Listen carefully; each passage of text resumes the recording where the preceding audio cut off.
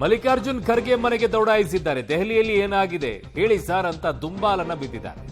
CM ಕುರ್ಚಿ ಕದನದ ಬಗ್ಗೆ ಸಚಿವರಿಗೆ ಒಂದಿಷ್ಟು ಕುತೂಹಲ ಇದೆ ಈಗ. ನಾನೇ 5 ವರ್ಷ ಸಿಎಂ ಸಿದ್ದರಾಮಯ್ಯ ಹೇಳಿಕೆ ಬೆನ್ನಲ್ಲೇ ಈಗ ಸಚಿವರಿಗೆ ಒಂದಿಷ್ಟು ಕುತೂಹಲ ಮನೆ ಮಾಡಿದೆ. ಮಲ್ಲಿಕಾರ್ಜುನ್ ಖರ್ಗೆ ಮನೆಗೆ ಈಗ ದೌಡಾಯಿಸಿದ್ದಾರೆ ಸಚಿವರು. ಏನಾಗಿದೆ ಅಂತ ಕೇಳಕ್ಕೆ. ಏನಾಯ್ತು ಸರ್ ದೆಹಲಿಯಲ್ಲಿ, ಯಾಕೆ ಹಿಂಗೆ ಏಕಾಏಕಿಯಾಗಿ ಸಿದ್ದರಾಮಯ್ಯರು ಈ ಥರ ಹೇಳಿಬಿಟ್ಟಿದ್ದಾರೆ ಅಂತ ಹೇಳಿ. ಈಗ ಸದ್ಯಕ್ಕಂತೂ ಖರ್ಗೆ ಅವರು ಯಾವ ಹೇಳುವಂಥ ಪರಿಸ್ಥಿತಿಯಲ್ಲೂ ಕೂಡ ಇಲ್ಲ. ಯಾಕಂದರೆ ಹಾಗೆ ಇದೆ ಈಗ ಸಿಚುವೇಶನು.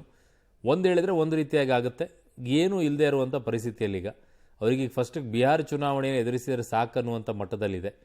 ಹಾಗಾಗಿ ಆ ನಿಟ್ಟಿನಲ್ಲಿ ಈಗ ಅವರು ಯಾವುದೂ ಕೂಡ ಏನೂ ಉತ್ತರ ಕೊಟ್ಟಿಲ್ಲ.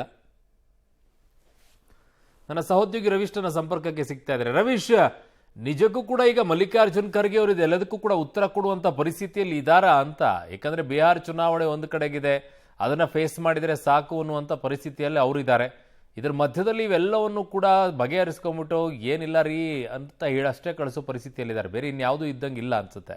ಅರುಣ್, ಕಾಂಗ್ರೆಸ್ನೊಳಗಡೆ ಒಬ್ಬ ಪ್ರಧಾನ ಕಾರ್ಯದರ್ಶಿಯನ್ನು ಭೇಟಿ ಆಗಬೇಕಾದ್ರೆ ಅಪಾಯಿಂಟ್ಮೆಂಟ್ ಫಿಕ್ಸ್ ಮಾಡಬೇಕಾಗತ್ತೆ. ಹಾಗಾಗಿ AICC ಹುದ್ದೆ ಪೋಸ್ಟ್ ಏನು ಅನ್ನೋದು ಕೂಡ ಎಲ್ಲರಿಗೂ ಗೊತ್ತಿದೆ.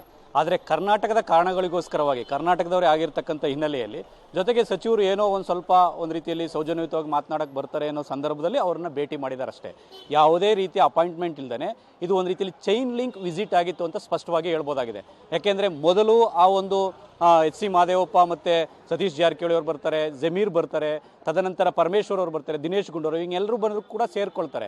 ಹಾಗಾಗಿ ಬಹುತೇಕ ಎಲ್ಲರೂ ಕೂಡ ಮುಖ್ಯಮಂತ್ರಿ ಸಿದ್ದರಾಮಯ್ಯ ಆಪ್ತಾರೆ. ಯಾಕೆಂದರೆ ಡೆಲ್ಲಿ ಆಗ್ತಾ ಇರ್ತಕ್ಕಂಥ ಬೆಳವಣಿಗೆ ಹಿನ್ನೆಲೆಯಲ್ಲಿ ಇಲ್ಲಿ ಆ ಒಂದು ಸಿದ್ದರಾಮಯ್ಯ ಆಪ್ತರು ಕೂಡ ಒಂದು ಜೊತೆ ಕೂತು ಚರ್ಚೆ ಮಾಡ್ತಾರೆ, ಕ್ಲೋಸ್ ಡೋರ್ ಮೀಟಿಂಗ್ ಮಾಡ್ತಾರೆ, ತದನಂತರ ಖರ್ಗೆ ಅವ್ರ ಮನೆಗೆ ಬರ್ತಾರೆ.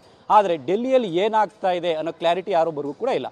ಆ ಕಾರಣಗಳಿಗೋಸ್ಕರವಾಗಿ ಏನೋ ಕರ್ಟಸಿ ಕಾಲಲ್ಲಿ ಒಂದು ರೀತಿಯಲ್ಲಿ ಅವ್ರನ್ನ ಭೇಟಿ ಮಾಡಿ ಕೇಳೋಣ ಅಂತ ಬಂದರು ಅಂತ ಹೇಳಲಾಗ್ತಾ ಇದೆ.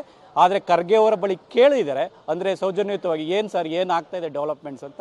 ಆದರೆ ಖರ್ಗೆ ಯಾವುದೇ ರೀತಿಯ ಗುಟ್ಟನ್ನು ಬಿಟ್ಕೊಟ್ಟಿಲ್ಲ. ಸೌಜನ್ಯಯುತವಾಗಿ ಬೇರೆ ಬೇರೆ ರೀತಿಯ ಬಗ್ಗೆ ಮಾತನಾಡಿ ಖರ್ಗೆ ಕಳಿಸಿರ್ತಕ್ಕಂಥದ್ದು. ಯಾಕೆಂದರೆ ಖರ್ಗೆ ಅವರು ಡೆಲ್ಲಿಗೆ ಹೋಗ್ತಾರೆ ಅನ್ನೋದು ಕೂಡ ಗೊತ್ತಿತ್ತು.